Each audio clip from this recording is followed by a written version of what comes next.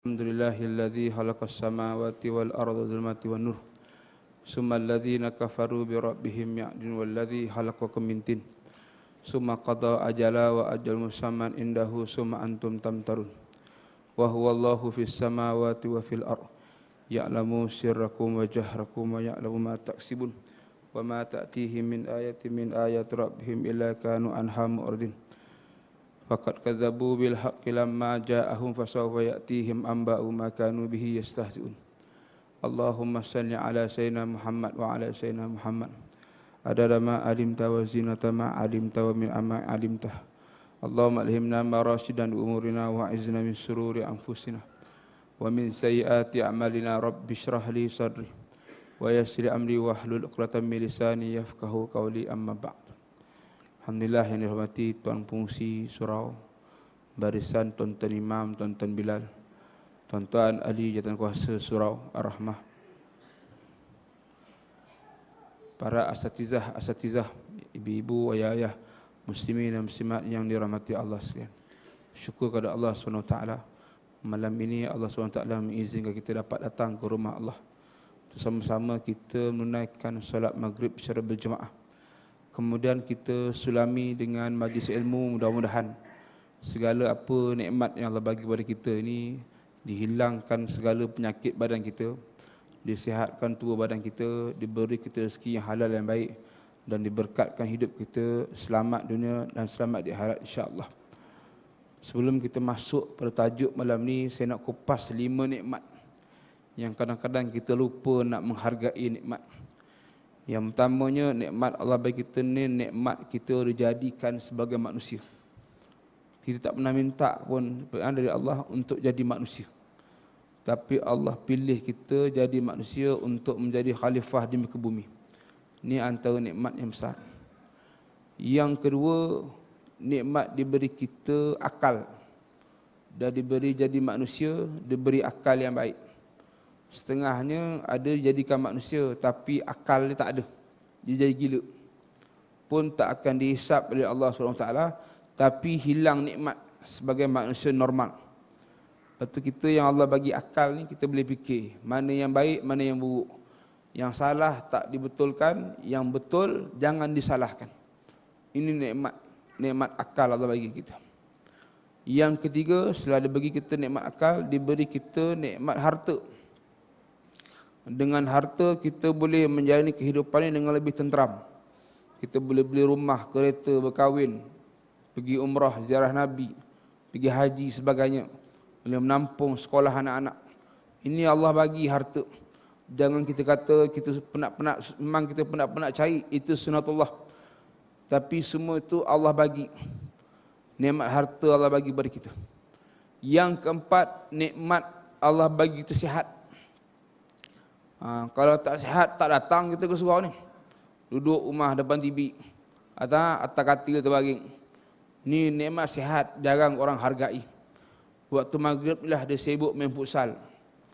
Waktu maghrib ni lah dia sibuk duduk kedai mamak, tengok rancangan kegemaran dia.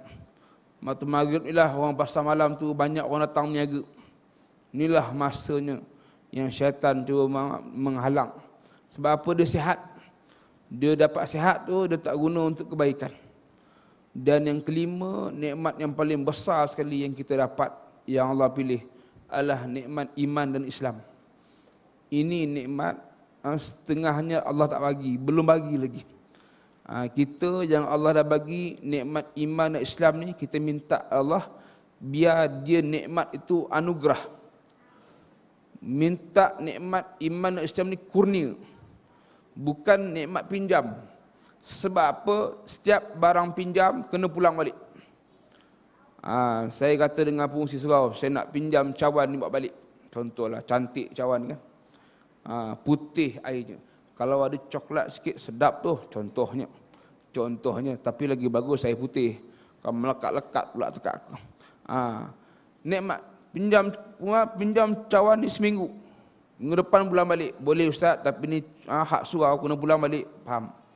Jadi iman dan Islam ni jangan sampai pinjam. Sebab benda pinjam kena pulang balik, belum mati murtad dia. Nauzubillah min zalik.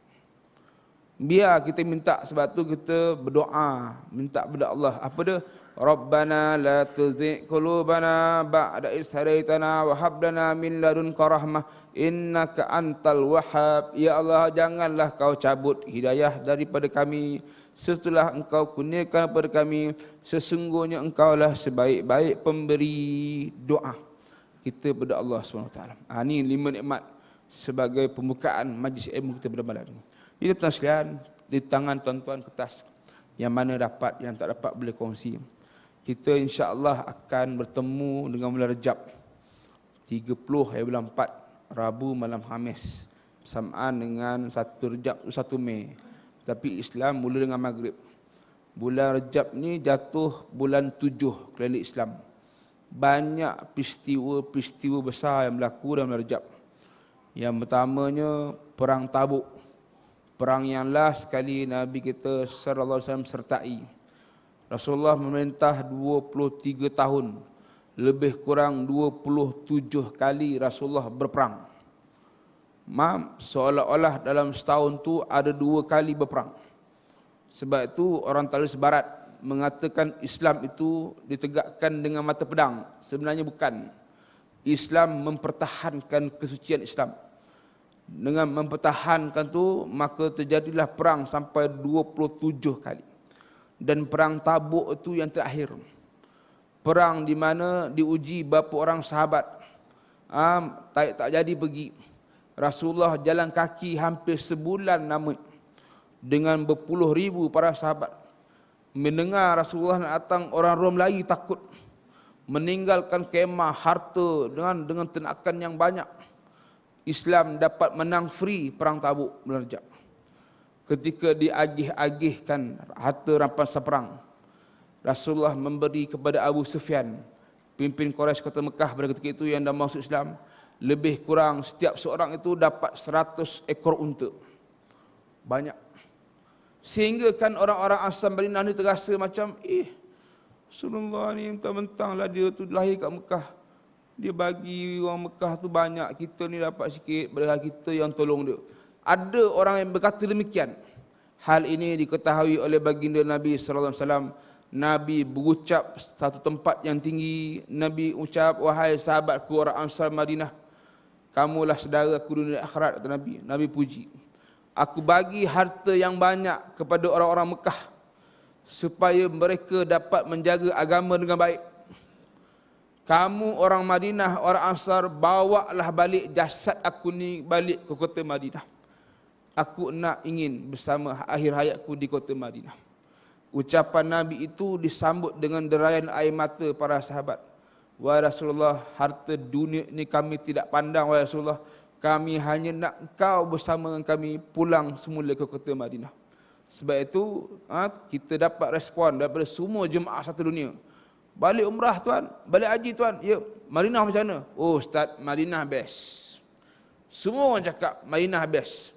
Sebab apa Madinah best? Sebab di Madinah ada jasad Nabi sallallahu alaihi wasallam. Berjuta manusia makan cukup. Berjuta manusia tenang, langkah tidak berbunyi.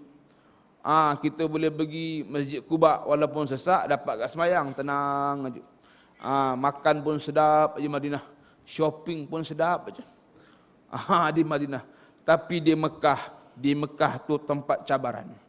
Tempat diuji tahan lasak ini seorang. Tempat diuji keimanan, sebab tu jaga, kena banyak taubat. Mekah ini tempat untuk kita rushing. Sebab ibadat di Mekah itu banyak berupa fizikal. Berjalan, bertawaf, mendaki gunung, Jabal Nur dan sebagainya. Ini memerlukan fizikal yang kuat. Sebab tu yang lemah akan ditolak.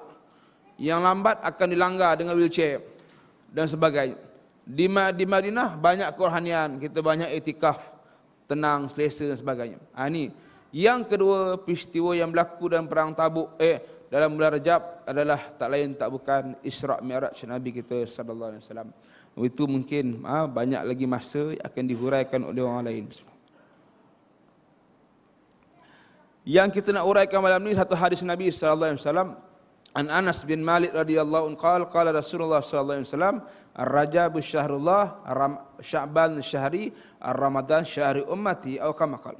Anas bin Malik mengatakan daripada Nabi sallallahu alaihi wasallam, Nabi kata Rajab itu diumpama sebagai bulan Allah, Sya'ban bulanku kata Rasulullah, dan Ramadan bulan umatku, umat Nabi Muhammad SAW, ini bulan kita. Orang-orang Wahabi Syiah ni, dia akan mencari alasan untuk melemahkan kita ni, tak mau ambil kelebihan Rajab. Tak mau. Tak mau. Tak mau. Mengingatkan hari Sabtu lepas, saya ceramah tu surau, jemaah tu beritahu ustaz, ada satu orang tu, dia beri peluang untuk ceramah kat surau tu. Dia kata Imam Ibn Taymiyah mengkafirkan Ahlussunnah wal Jamaah. Saya kata dia pakai kitab apa? Kitab tak nak tunjuk. Tak nak tunjuk. Tak nak tunjuk. Kenapa tak nak tunjuk? Takut ke? Apa kitab dia pakai? Sebab tu kita maknanya kita edarkan risalah ni. Kalau salah, buktikan mana salah. Buktikan mana salah. Saya ngajar hadis, saya akan bagi hadis setiap kelas saya ngajar. Jadi kalau ada salah, kita boleh bawa ke Jaiz, ke Jakim, cek mana salahnya hadis Nabi SAW. Jadi sekarang malam ni kita akan bincangkan perkara amalan dalam bulan Rajab. Yang pertama, malam awal Rajab lepas solat maghrib membaca doa munajat. Tuan-tuan ibu sekalian, ada 5 malam di dalam kitab Lataiful Ma'arif yang dikarang oleh Imam Syafi'i rahimallahu ta'ala, yang barang siapa hidupkan malam itu tidak akan dimatikan hatinya ketika Allah matikan hati hamba-hambanya lain. Dengan kita hidupkan malam, iaitu dengan bersemayang tahajud walau 2 rakaat. Yang pertama malam Jumaat, insya-Allah. Malam Jumaat ni ada tiap-tiap minggu. Memang tiap-tiap minggu. Kita di Selangor ni belum cuti Jumaat. Negeri lain macam Kedah, Kelantan, Terengganu dah cuti, kita tenang. Kita balik Terengganu, tenang je tengok. Orang semua kami petang dah sibuk nak pergi masjid. Jumaat, kuliah subuh, pergi pasar, balik rehat dengan keluarga, kena pergi sembahyang Jumaat. Tenang, nampaklah tenang. Nampaklah ketenangan tu. Walaupun macam-macam orang kata, ketenangan tu ada sebab Jumaat Sayyidul Ayyam. Untuk umat Nabi Muhammad SAW. Di situ ada berkat. Di situ ada tenang. Kita doalah pada Allah SWT. Mudah-mudahan satu hari Selangor ni pun cuti hari Jumaat juga. InsyaAllah tak mustahil. Tak mustahil. Sebab apa? Bila mana hudud ni tiap-tiap hari dicakap. Sikit-sikit keberkatan tu akan ada insyaAllah. Yang kedua. Tuan-tuan boleh rujuk kitab Imam Syafi'i. Malam awal Rajab. Malam Rajab. Ya ini dengan membaca doa munajat lepas maghrib. Berkumpul kita di masjid di surau. Benda ni tak meluas. Sebab apa? Dalam internet terus dia kata hadis palsu. Tunjuk hadis palsu ni, hadis maudhu' ni memang palsu. Tapi hadis dhaif ni, setengah ulama dapat kita tak boleh buat hujah. Nak berhujah anda tak boleh guna hadis dhaif. Tapi kalau sekadar nak beramal untuk sendiri boleh, tak ada masalah. Sebab itu benda baik. Kita baca doa silahul mukmin. Betul malam di pondok-pondok, di masa-masa malam Rajab ni mereka berkumpul lepas maghrib. Lepas bagi salam, tok guru tu ambil kitab, baca doa. Doa munajat minta. Doa diaminkan semua jemaah. Minta doa tolak penyakit. Paling takut zaman mutakhir ni angin ahmar, rihil ahmar. Ada doanya. Ustaz Syarhan Syafi'i ada buku doa. Buku doa tolak angin ahmar. Walaupun doa angin ahmar ni kita bagus baca malam awal Muharram, malam awal Rajab pun tak salah baca. Untuk elak penyakit stroke, menakutkan. Penyakit yang ada sejak zaman Nabi Allah Sulaiman lagi. Di akhir zaman dia akan jadi banyak sebab dosa manusia terlampau banyak. Salah baca doa, salah. Kita baca doa, munajat, buka buku kitab imam buka. Baca doa, apa doa nak baca. Hajatkan selamat dunia akhirat untuk anak kita. Ini 5 malam. Malam kita kumpul, bala baca Yasin, kita wirid la ilaha illallah. Ini Wahabi Syiah tak suka ni. Apa wirid-wirid? Semayang wirid-wirid ni apa? Dia cari alasan untuk tak nak buat. Sebab tu dia salah kan. Talqin tak boleh. Talqin tak boleh, tahlil tak boleh. Nanti dia mati tak payah talqin, kita bersiul. Kita bersiul. Nyanyi bersiul. Semua kau tak boleh, apa yang boleh? Apa yang boleh? Tak boleh. Ni. Jadi kita baca doa. Yang ketiga, di antara malam-malam yang digalakkan, 5 malam kita hidupkan, iaitu malam nisfu Sya'ban. Ini pun tak lama, lebih kurang dalam 2 bulan, sebulan lebih lagi. Nisfu itu pertengahan. Nisfu Sya'ban, pertengahan Sya'ban. Ahmad nisfu, Ahmad tengah. Nisfu tengah. Ada pendapat nak baca Yasin. Tak kisah nak baca sekali ke 3 kali ke, suka hati. Tak ada, jangan salahkan. Baca Yasin tu kan baca Quran. Apa masalah? Kita kecil-kecil dulu kat kampung 3 kali baca Yasin. Apa masalah? Orang kampung buat kenduri, bagi makan orang niat, tahu air, ambil berkat baca Yasin. Rasulullah pun ambil air, bacakan ayat Quran dan bagi minum pada Aisyah. Apa masalah? Apa salah? Semua nak cari salah. Lepas tu kita tunjukkan mana salahnya amalan Rejab. Yang keempat, malam Hari Raya Aidilfitri. Ini di antara malam-malam doa mustajab. Ini pun tak lama, tak sampai 6 bulan. Ini bercantumlah. Rejab, Syakban, Ramadan bercantumlah. Malam sebab tu malam raya, mulut kena jaga. Jangan cakap benda yang tak baik. Takut-takut itu sangat mustajab. Dia balik kampung, dia marah anak dan kita. Diamlah, bodoh orang tengok buat kita jam ni. Dia bodoh anak dia. Bodoh betul anak tu. Jam panjang balik kampung malam raya. Memang bodoh betul lah budak tu. Sebab mulut dia cakap bodoh. Jaga. Malam raya haji, yang keenam, yang kelimanya malam Hari Raya Haji. Ini 5 malam. Siapa hidupkan malam ini, insya-Allah Allah tak mati hati dia di saat Allah matikan hati hamba-hambanya. Apa tanda mati hati? Dia tak boleh beza mana yang baik, mana buruk. Dia tak nampak mana yang bagus, dia tak bagus. Dia tak nampak ketua mana yang bagus. Dia tak nampak bini ketua tak pakai tudung. Dia sokong lagi. Tak nampak tanda hati mati ya. Dah tahu pemimpin nak cari pemimpin yang baik, mesti dia pilih yang Islam. Bila hati mati, tak boleh nampak nur cahaya. Itu tanda hati mati. Na'udzubillah min zalik, jangan kenalah pada kita. Dia tak boleh beza mana fitnah, mana kau betul. Mana yang tak fitnah, mana yang tak betul. Ini tanda hati mati. Tak nampak kebenaran. Allah tutup. Fi qulubihim maradun fazadahumullahu marada walahum azabun bima kanu yakzibun. Allah tutup hati mereka dan mereka tu sakit hati. Allah tambah lagi penyakit hati mereka itu. Mereka lagi teruk. Tutup pintu mata hati. Tak nampak beza antara baik dan buruk. Ini 5 malam. Malam Jumaat, malam awal Rejab, malam Sya'ban, malam Raya Aidilfitri, malam Raya Haji. 5 malam. Yang kedua, amalan dalam Rejab, iaitu berpuasa mengikut kemampuan masing-masing.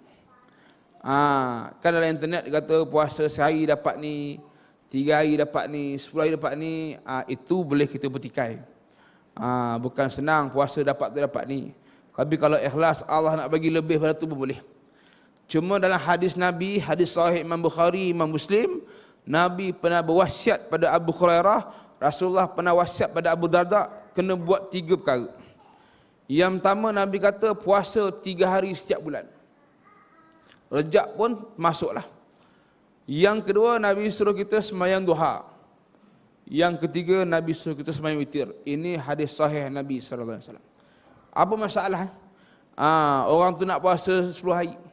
Ada orang tu kampung kita dulu puasa 3 bulan. 3 bulan puasa. Rejab, Sya'ban, Ramadan. Tak salah. Dia mampu buat dah. Jangan kita nak salahkan. Bid'ah. Bid'ah panjang. Kau main bola pakai sependek, tak ada kata bid'ah pula. Ni. Cuma nak buat tepung tawar atau pelamin kan? Tak ada kata bid'ah, buat pelamin tinggi-tinggi, tepung tawar.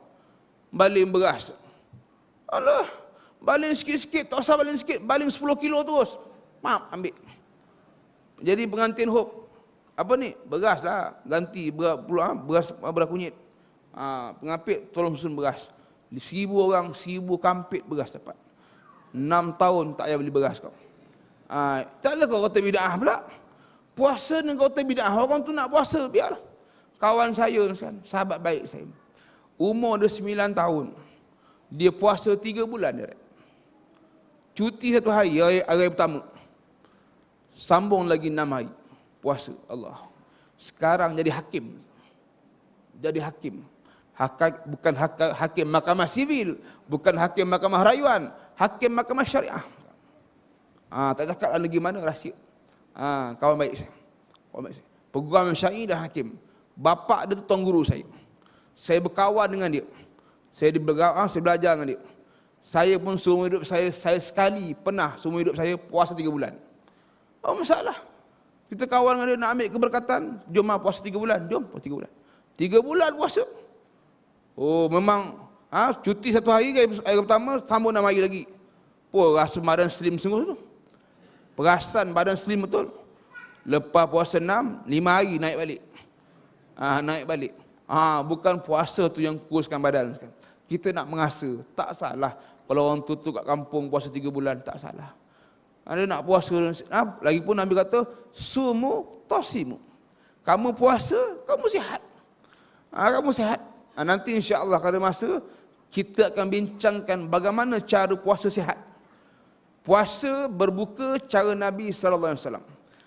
Sebab tu para sahabat, dia banyak, kita jarang dengar sahabat kena penyakit dalam perut. Cara Nabi buka puasa tu lain.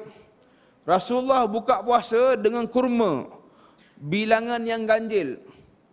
1, 3, 5, 7, 9, 11. Nabi minum air sejuk yang tak disejukkan dan tak panas. Nabi minum dan Nabi semayang maghrib. Nabi tak makan lain dulu. Ini sunnah buka puasa untuk hilangkan penyakit dalam badan. Nabi buat semayang. Lepas semayang baru Rasulullah makan berat. Makan berat. Ini namanya tip kesihatan. Cara buka puasa cara Nabi SAW. Kita dekat Mekah pun buka puasa macam ni lah. Macam ni. Tapi setengah tempat di Madinah dah agak tercemar. Azannya dia makan roti. Kurma dia makan, roti, black pepper dia makan, yogurt dia makan. Dah hilanglah sunnah tu. Kurma dan air. Orang Melayu lagi. Azan aja, kari pap cek dulu. Kuih seri muka. Sedap kat buah lambuk ni. Buah lambuk makan. Makan buah lambuk. Ada pula sup ekor. Sup ekor dulu. Makan sup ekor. Kemudian minum teh tarik.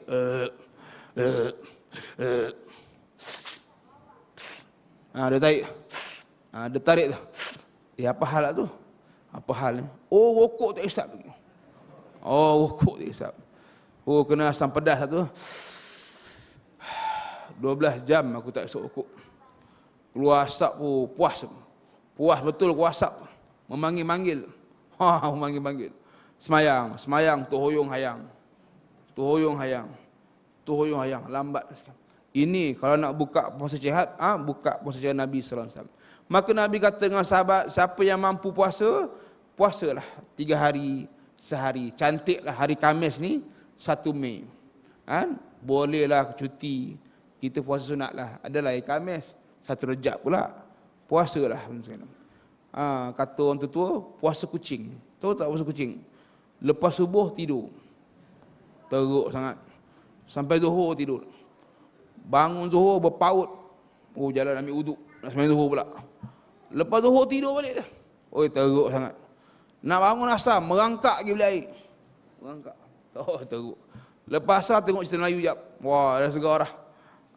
Azan, makan. Tegar balik lah. Ini orang lelaki lah. Orang perempuan tak. Orang perempuan maintain bertenaga. Maintain dia bertenaga. Maksudnya dia nak siapkan makanan. Jadi puasalah. Walau sehari pun dalam bulan Rajab, kamu akan dapat kebaikan-kebaikannya insya-Allah. Yang ketiga, iaitu beristighfar pagi dan petang sebanyak 70 kali. Ini dalam bulan Rajab. Apa istighfarnya? Rabbighfirli warhamni wa tub alayya wa anta khairur rahimin. Ya Allah, ampunkanlah aku, kasihanilah aku, terimalah taubatku, sesungguhnya Engkaulah yang Maha mengasihani. Mana yang salahnya? Wahabi dengan Syiah tunjuk mana salahnya. Ini zikir khas dalam Rajab. zikir khas. Bolehlah kita nak beramal. Kenapa 70 kali? Sebab malaikat Israel jeling kita satu hari 70 kali. Buat apa tu Ji? Buat apa tu? Ajah buat apa tu? 70 kali mereka. Kalau tak faham bahasa Arab, susah nak hafal, tukar bahasa Melayu. Ya Allah, ampunkan aku, kesiarkan aku, terimalah taubatku, kesungguhan Engkau yang Maha mengasihani. Panjang sangat Ustaz. Tak sedap lah bunyi. Boleh lagu kan? Lagu kan dia. Tukar lagu. Maafkan kami, maafkan kami, maafkan kami. Berapa banyak maaf dah? 70 kali dah. 70 kali. Sebab tu tuan-tuan, cerita Piramli tu jangan main-main. Cerita dia ada unsur tauhid. Jangan main. Betul, dia cakap dengan Allah yang Tuan Guru saya. Syekh, enta berceramah di masjid di surau. Ana ni berdakwah dengan seni. Sedangkan Nabi ampunkan umat, mana ada lirik lagu tu sekarang? Tak ada. Sebab tu cerita dia tu bukan untuk untung. Untuk kita anak bangsa Melayu, anak bangsa Islam. Untuk kita nasihat. Diulang banyak kali pun tak jemu. Anak saya tu berapa kali tengok.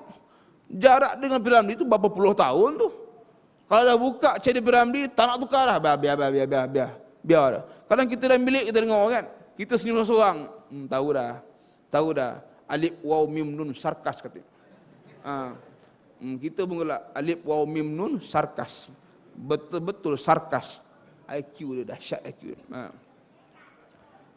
Yang keempat membaca pengulu istighfar setiap lepas sembahyang. Mana dia? Belakang. Belakang.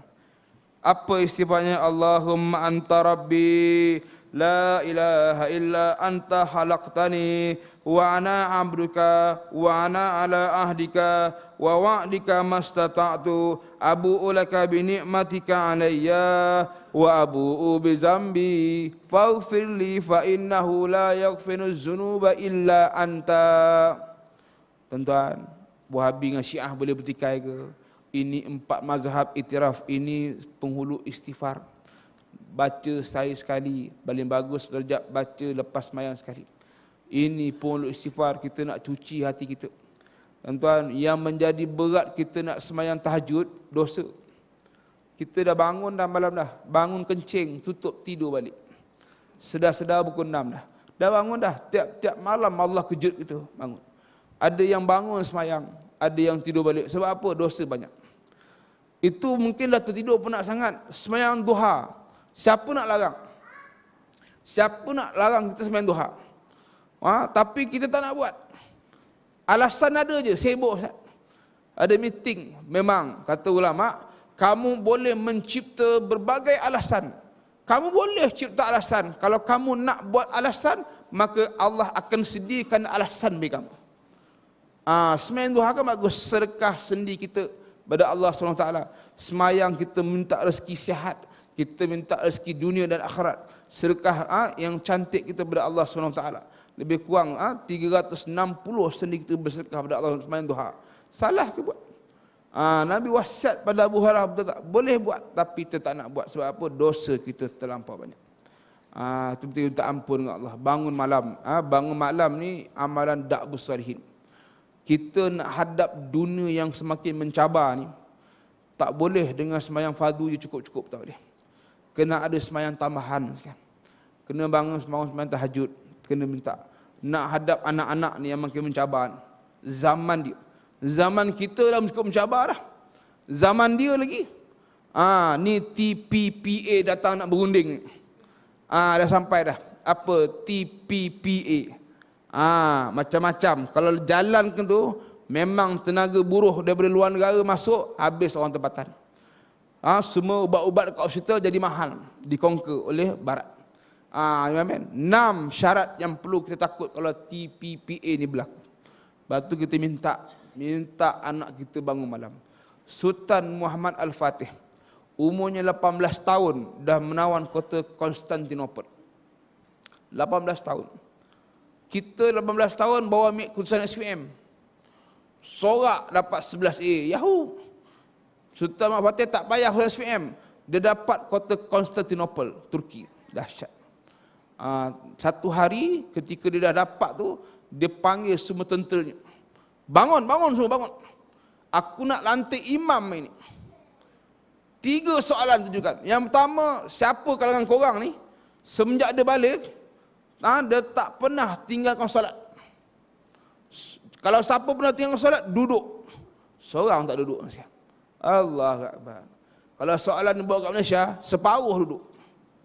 Separuh duduk. Bentang bajet ke parlimen pun tak sembahyang asar. Sembahyang asar. Bentang bajet ke parlimen pun tak sembahyang asar. Cerita benda. Lajak sampai maghrib. Nak qada apa? Rumah kat bersih berdana dengan parlimen. Bukannya 2 mahalah pun. Mahalah ke tu? Bukan sampai 2 mahalah pun. Bersih berdana dengan parlimen tu. Tak sampai 91 kilometer.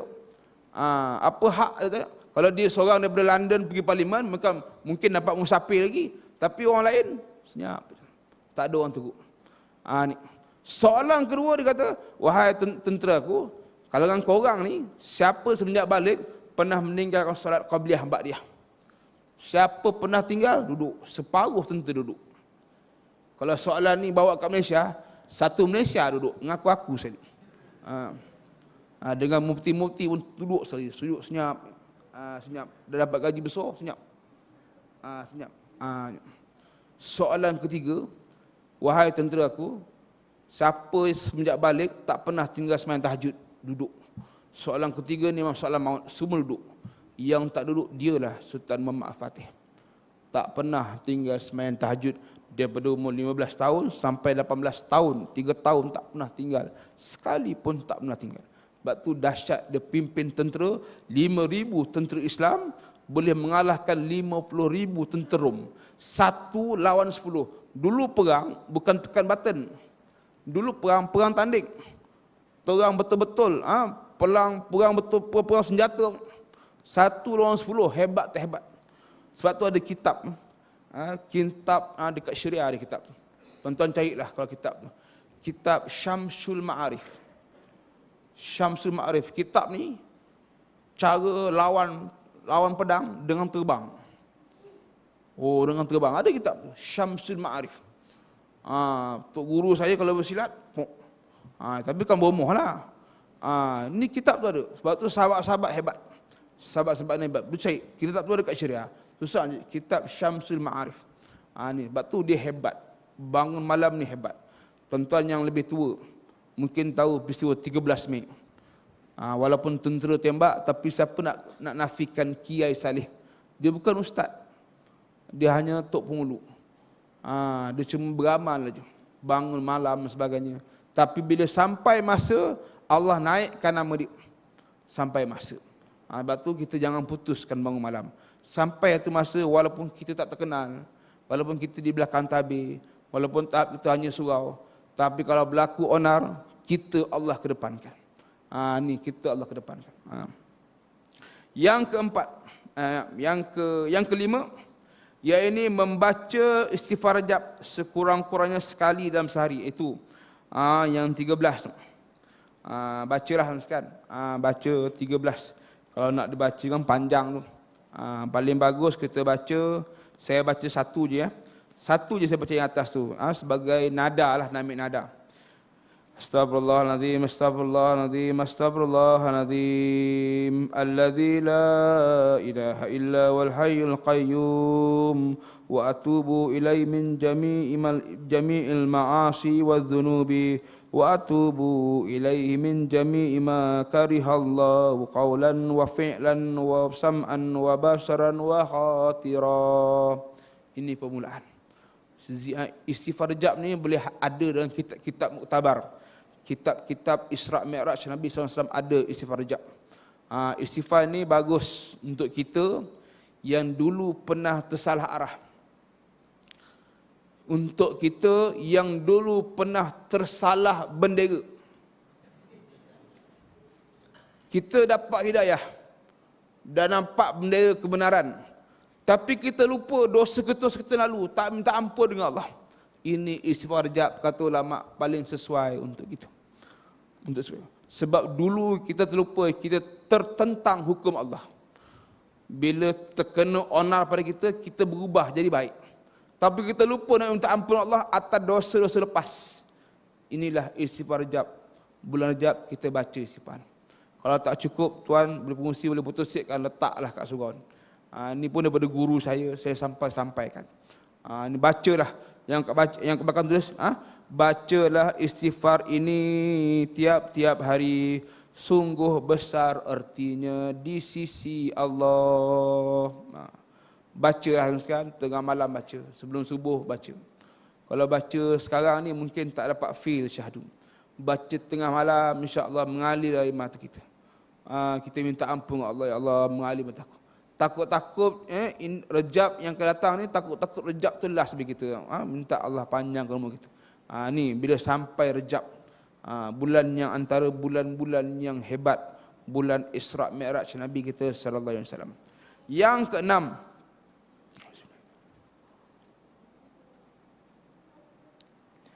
keenam, perkara amalan bulan Rajab, iaitu berselawat kepada Rasulullah sallallahu alaihi wasallam sehari 100 kali. Selawat Rasulullah ni ada banyak, ada 100 lebih, banyak selawat Nabi.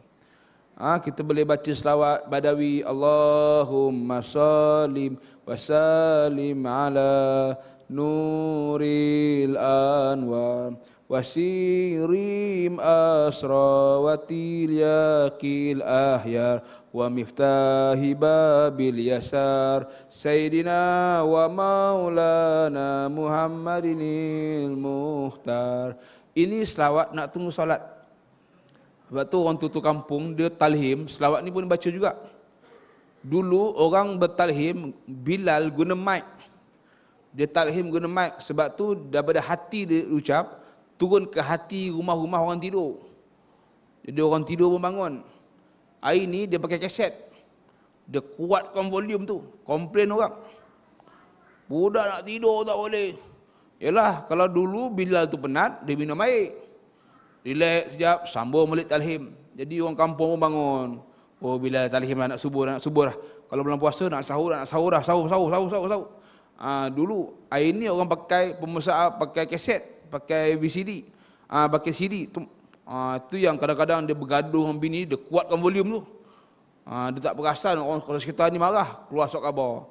Pasang kuat-kuat, mengganggu orang. Dah kita salah tafsir, azan kuat-kuat. Azan tak masalah.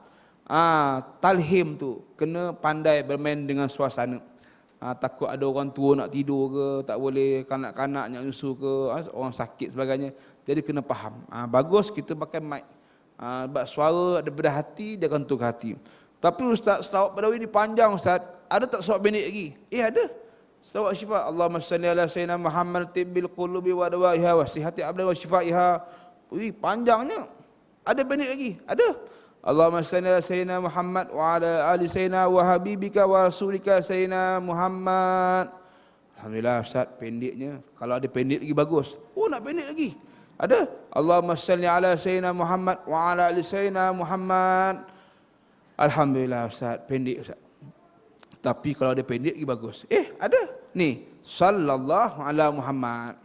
Sallallahu ala Muhammad. Sallallahu ala Muhammad. Sallallahu ala Muhammad. Mana-mana majlis, kata ulama, yang tak ada ucapan selawat atas Nabi sallallahu alaihi wasallam, majlis itu sia-sia, larak. Lepas tu kita habiskan dengan baca selawat. Sebab apa? Kita nak keberkatan dari Allah SWT selawat. Lepas tu selawat bagi kita lah orang surau, 100 hari ni sikit sangat. 100 kali ni sikit sangat. Saya nak tunjuk sekarang, lepas tu dalam kereta kita kena ada tasbih. Tasbih. Motor ke, kereta kena tasbih. Tak kisahlah tasbih digital ke, tasbih counter tu. Tapi tasbih counter tu kena beli made in Japan. Jangan beli made in China. Kalau made in China, kita bersin je rosak tu. Macam rosak. Saya beli kat Mekah 2 tadi, 5 rial. Tak usik pun, rosak keras tu. Beli made in Japan bagus. Kita nak berzikir pun nak kena barang Jepun kita. Beli kat Maidin RM9.5. Macam jari saya besar, saya tu pakai. Kita dalam kereta. Kita nak berlatih berzikir. Saya datang sini, daripada rumah saya Bukit Lancong tu datang sini, saya selawat, alhamdulillah dapat 1000 kali. Sampai sekarang 1000 kali selawat. Masalah, dengarlah radio Hakim. Sallallahu alaihi wasallam. Jumpa orang, buatlah, berhentilah. Kalau yang pakai digital tu, kalau dah hilang, lemah semangat. Ada berapa tadi ni yang malas ni. Dah tak selawat dah. Pakai yang ketak-ketak, yang pramugari pakai kira passenger kat kapal terbang tu kan. Pakai ketak-ketak. Sebab kita dalam kereta boleh berzikir. Dalam naik motor boleh berzikir. Motor yang ada bakul lah, yang tak ada kelas. Berzikir. Kalau nak ada zikir kat rumah, macam saya, anak kecil-kecil kan. Macam tuan-tuan dalam pencin bukan anak besar lah. Mungkin berzikir kat rumah lah. Macam kita, anak baru nak naik, sampai rumah, anak dah bising lah. Abang nak berzikir tak boleh dah. Malam, anak dah tidur. Baru nak berzikir, rumah dah kenyit mata dah. Dah tak berzikir dah. Macam saya bukan ke sebelah, saya 2 belah kena kenyit. Kita 2, tuan-tuan 1 kenyit sebelah aja. Kita 2 nak kenyit tu. Kena faham lah.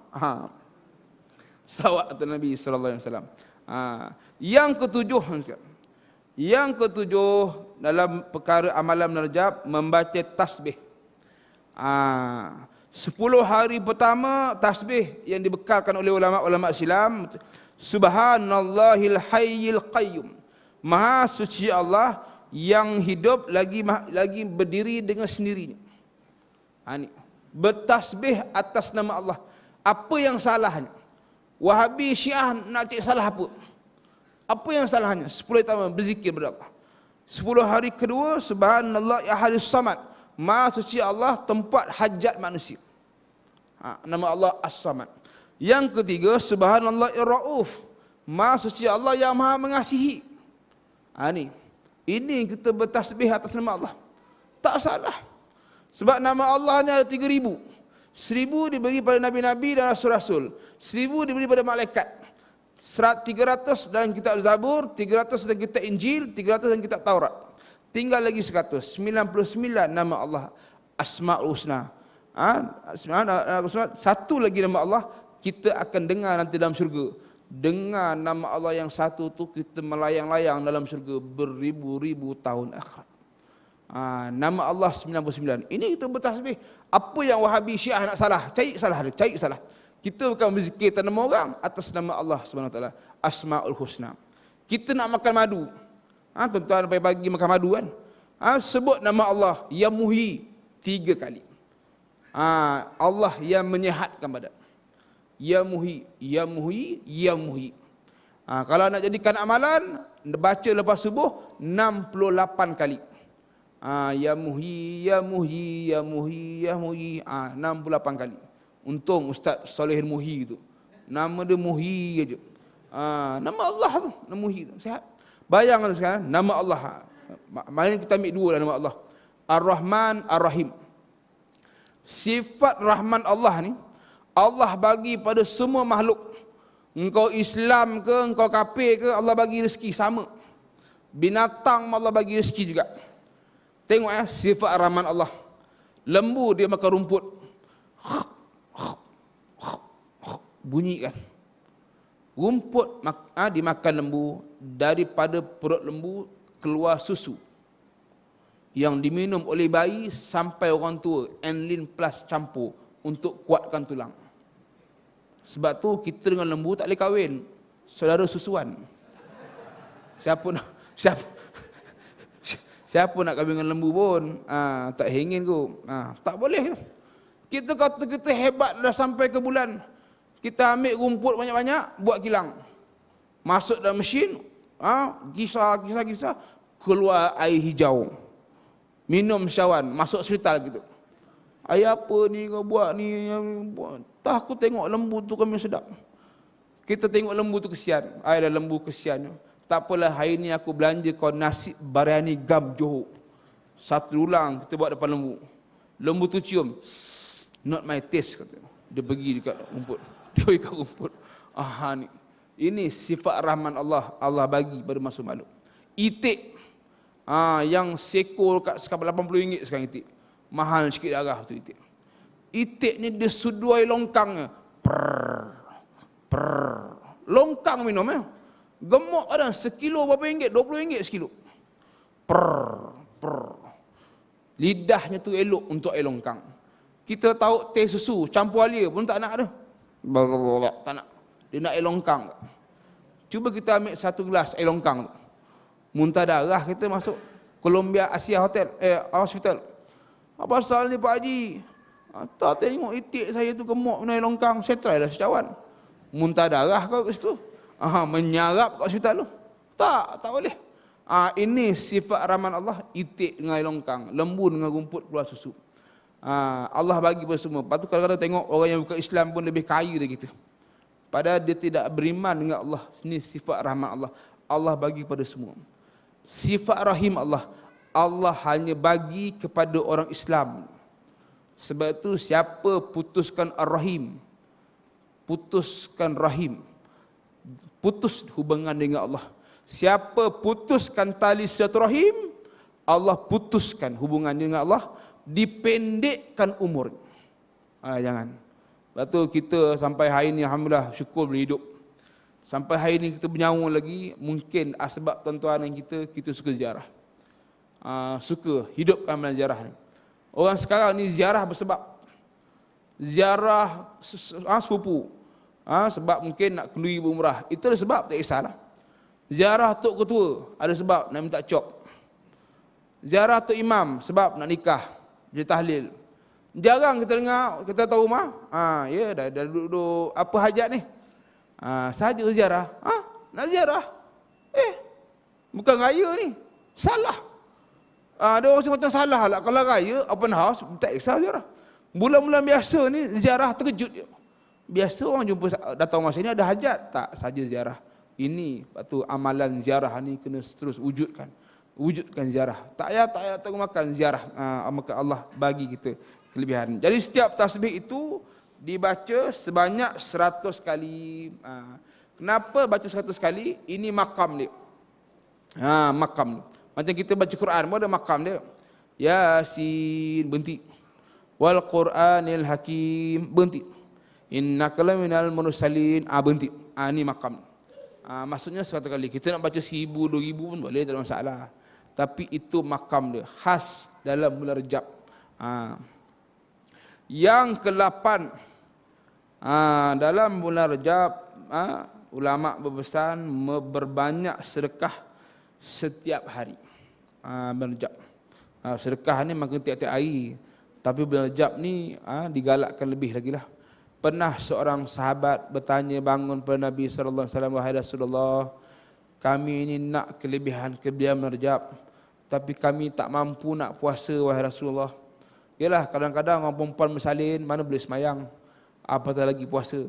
Kadang-kadang orang tua yang sakit atas katil, tak boleh nak puasa, tapi dia tak nak kelebihan-kelebihan yang terkandung kebaikan-kebaikan dalam Rejab.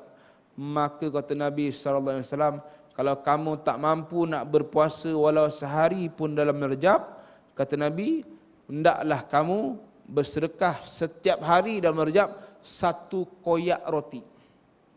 Ulama kata 1 koyak roti. Orang fikir macam mana 1 koyak roti tu? Sekarang dah senang dah. Beli roti Gardenia dah siap potong dah. Cantik, pak. Tamselannya tu, katalah roti krim 70 sen kan. Kita ganti dengan duit lah, RM1 masuk kat tabung surau. RM1 masjid, RM1. Tapi orang Seksyen 8 kan, takkan lah RM1.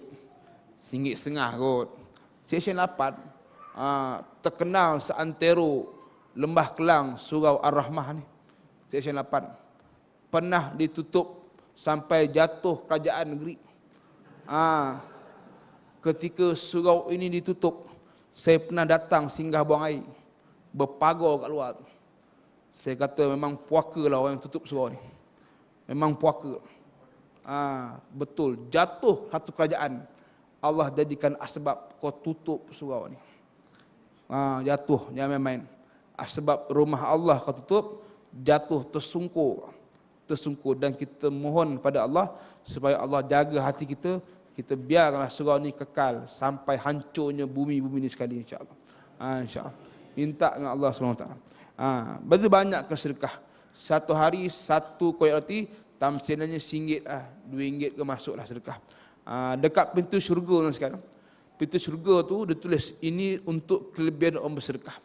Setiap sedekah itu 1 dibalas dengan 10. Di pintu syurga tu tulis hadis, setiap satu sedekah tu pasti dibalas 10. Hal ini Sayyidina Ali beramal sungguh. Satu hari rumah Sayyidina Ali tak ada makanan. Tak ada makanan. Sayyidina Ali pun tak ada duit ketika tu. Tengah kering. Siti Fatimah ada dah sikit dirham. Wahai kanda suami Sayyidina Ali, ada sikit duit ni. Pergilah ke Duhan pasar, belilah apa untuk kita makan nak beranak. Sayyidina Ali pergi ke pasar beli. Dapatlah 1 buah. Dengan duit yang sikit. Makan dia anak beranak.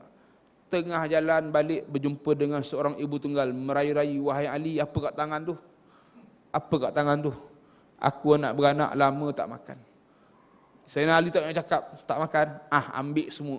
Ambil semua. Sayyidina Ali tuan. Sampai rumah Fatimah bertanya, wahai Ali, wahai kekandaku Sayyidina Ali, mana makanan? Sayyidina Ali kata, tadi tengah jalan aku berjumpa satu orang janda, aku bagi habis semua. Siti Fatimah kata apa? Alhamdulillah, syukur pada Allah. Allah. Woi, kalau bini kita lah, saya berguling kat jalan tu, berguling. Orang berguling atas ke bawah, kita guling naik bawah naik atas. Apa bang? Abang bagi janda mana tadi abang bagi? Abang ya betul-betul nak perang. Wah, nak perang. Kemudian pintu Sayyidina Ali diketuk. Diketuk, ada seorang lelaki. Seorang lelaki datang, wahai Ali, ni ada orang bagi buah ni, satu bungkusan. Saya ni buka bungkusan tu, ada 9 biji buah. Saya ni kejar pemuda ni balik. Aku tengok dalam bungkusan ada 9. Mana satu lagi? Mana satu lagi? Aku minta maaf Ali, aku termakan sebiji tadi. Tapi wahai Ali, macam mana kau tahu? Sebab di pintu syurga tu tulis 1 sedekah dapat 10. Hebat Sayyidina Ali. Tuan-tuan, kita boleh cuba sekali. Saya pernah cuba. Masa saya awal-awal kahwin kan. Biasalah kita nak kahwin muda-muda tu. Baru kahwin, memang agak kering lah. Jadi kita baliklah ziarah di Terengganu. Ziarah keluarga, mentua dan sebagainya. Ketika nak balik tu, saya bersedekah daripada seorang hamba Allah. Saya nak balik KL ni, dekat Paka, Terengganu. Masa tu pakai kereta suara. Ambil lah, ni saya cakap ni, bukan nak menunjuk, ni iktibar. Ni ada RM50 ni, ambil lah buat belanja. Sekali balik, highway Pantai Timur tu, saya punya kereta hos pecah. Tahap overhaul. Pum, pecah. Baby saya semua dalam kereta, saya pun lari, takut enjin meletup. Rupa dia berasap je. Dekat highway Chenor, lagi 10 minit, lagi 10 km nak sampai tol Chenor. Dekat highway Pantai Timur. Telefon towing tunggu. Dia bawa saya dekat tol Chenor tu, saya guna AAM, kawan saya kata ada AAM situ. Jadi naik towing, dia kata 500. Sampai rumah dekat Puchong situ. 500 tak apalah, naiklah. Naiklah saya anak beranak kereta suara, kereta tu nak terlori. Budak UiTM siap lambai-lambai dekat karak tu. Budak ni lambai-lambai pula, orang kepanasan. Dalam perjalanan tu ada seorang masa tu murid. Tu Ustaz dengar kereta rosak. Rosak. Berapa Ustaz? 500 towing. Tak apa Ustaz, saya bayarlah. Ya ke? Bayar sampai rumah dia bayar. Sampai rumah dia tunggulah 500 bayar towing. Saya kata, ya Allah betul. Sedekah 50, Allah ganti 10, 500. Saya rasa menyesalnya aku. Kata aku bagi 100, dapat 1000. Dapat 1000. 500 boleh tukar sport rim masa tu. Zaman tu sport rim murah lagi. Banyak kesedekah. Dan yang ke-9, tuan-tuan yang berkaitan. Yang ke-9, ni yang kita kena hati tu. Memaafkan segala dosa makhluk kepada kita, seperti orang yang pernah membuat fitnah kepada kita, pernah menzalimi kita, membuat aniaya, menipu dan sebagainya kepada kita, walaupun dia tidak datang meminta maaf kepada kita. Inilah amal merejab. Tak mesti rejab. Dan rejab ni maksudnya maafkan orang. Orang yang pernah menipu, menganiaya, menghina kita, kita maafkan. Ambil duit tak bayar. Hutang, tetap pergi hutang. Tapi silaturahim, kita teruskan juga. Janganlah dengan sebab hutang, tak silaturahim pula. Kita tak nak tegur dengan dia, senyum dengan dia. Datang salam, tapi hutang mesti hutang. Tapi jangan kita putuskan, maafkan. Jangan kita cari sebab untuk tidak bertegur siapa. Saya ingat benda ini, saya akan terus sekalian. Inilah antara amalan dalam bulan Rejab. Tuan-tuan, ada satu kisah sebelum kita habis ni. Ada seorang perempuan bangsawan yang kaya. Dia ini bila masuk bulan Rajab, dia akan tukar pakaian yang hebat-hebat. Dia hanya pakai kain yang dia pakai khusus ibadat bulan Rajab. Masuknya bulan Rajab ni dia akan tukar pakaian daripada pakaian lawa-lawa ni, perempuan bangsawan, dia akan pakai kain yang khusus untuk dia beribadat dalam bulan Rajab. Sebagai orang yang beriman, satu hari dia macam dapat tanda. Yang dia akan menghadap ilahi, dia panggil 4 orang anak lelaki dia. Dia kata, wahai anak-anakku, nanti bila mak dah meninggal, tolong kafankan ibu dengan kain yang ibu pakai ibadat dalam bulan Rajab. Jangan biarkan jenazahku ini dikuasai oleh paman-pamanmu, pakcik-pakcik kamu. Ini wasiat ibu. Dan betul tak lama perempuan ini meninggal dunia. Tapi malangnya jenazah ibu ini tak dapat dikuasai oleh anak lakinya. Adik-beradiknya kongka. Dia pakaikan kain kapan yang rangi-rangi lah, yang gelip-gelip. Malam itu keempat-empat anak lelaki mimpi yang sama. Dia kata, cilakalah korang. Cilaka kamu semua ni anak derhaka. Kan mak dah cakap, tolong kapankan mak dengan kain yang mak pakai ibadat Rajab. Orang perempuan dia boleh pakai tekung dia tu untuk kapan. Orang lelaki tak boleh. Kita kena pakai benda yang tak berjahit. Paling common orang lelaki saya tengok, last sekali pakaian dia kain putih dan serban putih. Tengok, mayat tak pakai serban, mayat tak pakai serban. Dan hati saya, mati baru nak pakai serban. Kau masih hidup, kau tak nak pakai serban, minta maaf lah. Bukan nak kena kan, tapi elok pakai serban. Elok pakai serban. Dah mati baru nak pakai serban. Yelah, seorang dah mati. Masih hidup nak pakai serban. Malah Ustaz, saya pakai serban nanti orang tolak saya jadi imam. Confirm, tadi kan imam saya. Isyak ni bagi orang lain pula. Dapat kita rehat-rehat pula. Yang saya bukan tak nak pakai serban Ustaz, saya belajar dulu. Tapi nanti saya pakai serban nanti orang tolak saya jadi imam Ustaz. Dia tak iya juga. Tak apalah, berlatih jadi imam, apa masalah. Dia takut. Maka perempuan ni, anak-anak ni pagi tu dia bangun bercerita benda yang sama. Aduh, kesal. Mak mimpi pada kita anak derhaka. Petang tu mereka pakat 4 beradik nak gali balik kubur mak dia. Cara rahsia. Bila gali tak jumpa. Tak jumpa, dah dalam dah lebih 7 kaki dah dalam, tak jumpa sampai anak ni jadi jauh gila. Mak, mana mak ni, mak? Tiba-tiba dengar suara gaib. Ya alimul ghaib wasyahadah, alif lam mim, zalikal kitab la raiba fihi hudal lil muttaqin allazina yu'minuna bil ghaib. Keadaan orang beriman itu dia percaya pada perkara gaib. Wa yuqimunas shalah, barulah mereka itu mendirikan salat. Dengar suara gaib. Anak derhaka, mak engkau ini orang yang memuliakan bulan Allah. Masakan Allah nak biarkan hambanya yang solehah bersorangan dalam kubur? Sebab itu haram gali balik kubur orang dah mati. Mungkin dia meninggal di Mekah, malaikat boleh bawa jasadnya ke tanah halal. Mungkin kita meninggal di tanah halal, tak mustahil malaikat boleh bawa jasad kita ke tanah haram. Sebab tu haram gali kubur orang dah mati. Sebab tu Ustaz Don ni kes baru ni. Memang roh orang kafir boleh dengar suara dalam telaga Berat di Hadramaut Sana Yaman. Dan roh orang dalam syurga di telaga Zamzam boleh dengar. Sekarang telaga Zamzam dah tutup dah. Dah tutup semua dah. Memang boleh dengar. Ini disahih dalam kitab Imam Az-Zahabi, kitab Al-Qabail, 70 dosa sebesar. Ini sekian. Hampanya perempuan ni. Ni kelebihan kita memuliakan bulan Allah, bulan Rajab. Jadi mudah-mudahan tu sekian sedikit perkongsian pada malam ini, mudah-mudahan jadi manfaat bagi saya. Tuan-tuan sekalian, kita beramallah. Kalau ada yang kata ni bid'ah, kata dia terpulanglah pada awak. Kalau awak nak kata bid'ah lah. Sebab apa yang kita bawa ni selawat, tasbih, puasa sunat, macam sedekah, tak ada yang menyimpang daripada ajaran Islam pun. Memaafkan orang, lagi tuntut kita memaafkan orang, minta maaf. Bukannya kita suruh beramal dalam bilik sorang-sorang, tak campur masyarakat, tidak. Disuruh kita solat berjemaah, doa sama-sama. Mudah-mudahan sekalian kita dapat rahmat Allah SWT. Mudah-mudahan Allah sihatkan untuk badan kita. Yang baik semua dari Allah, yang lemah dari kelemahan diri saya. Saya mohon ampun dan maaf. InsyaAllah panjang umur kita berjumpa dalam suasana yang lebih baik. Saya akhiri dengan tasbih kafarah dan keterangan subhanakallah rabbana bihamdika asyhadu an la ilaha illa anta astaghfiruka wa atubu ilaik. Subhanakallah rabbana bihamdika asyhadu an la ilaha illa anta astaghfiruka wa atubu ilaik. Subhanakallah rabbana bihamdika asyhadu an la ilaha illa anta astaghfiruka wa atubu ilaik. Bismillahirrahmanirrahim. Wal 'ashr innal insana lafi khusr illa allazina amanu wa 'amilus salihati wa tawassaw bil haqq wa tawassaw bis sabr. Sadaqallahu. Bismillahirrahmanirrahim. Alhamdulillah rabbil alamin wassalatu wassalamu ala asyrafil anbiya'i wal mursalin sayyidina Muhammad wa ala alihi washabihi ajmain.